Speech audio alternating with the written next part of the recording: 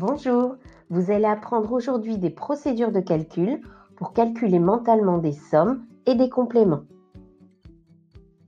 Prenons le calcul suivant, que je schématise avec des cubes. 16 plus 7.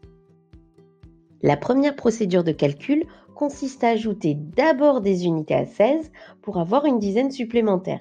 16, c'est une dizaine et 6 unités.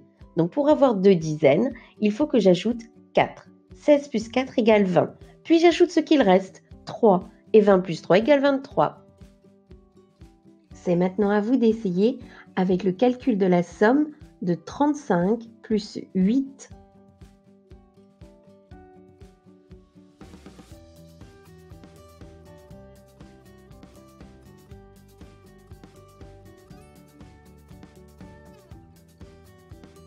Vérifions ensemble la procédure et votre résultat. Je commence ici par faire une dizaine. Il faut que j'en ajoute 5. Je prends donc les 5 de 8 pour obtenir 40. Puis j'ajoute le reste des 8, c'est-à-dire 3. Et j'obtiens 40 plus 3 égale 43. La deuxième procédure de calcul consiste à décomposer les nombres en dizaines et unités. 16, c'est une dizaine et 6 unités. Et 7, c'est 7 unités.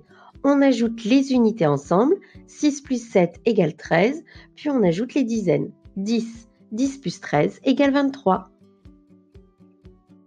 Voici maintenant la procédure la plus efficace pour calculer les compléments. Prenons un exemple. Combien pour aller de 48 à 54? Comme pour les additions, il faut utiliser la procédure du passage à la dizaine. Je complète d'abord les unités. Pour n'avoir que des dizaines, il faut ici que j'ajoute 2 pour avoir 50. 48 plus 2 égale 50. Et pour arriver à 54, il faut que j'ajoute encore 4. J'ai donc ajouté 2 pour aller de 48 à 50, 4 pour aller de 50 à 54. Cela me fait donc 6 en tout. Il me faut donc 6 pour aller de 48 à 54. C'est maintenant à vous. Combien pour aller de 64 à 72?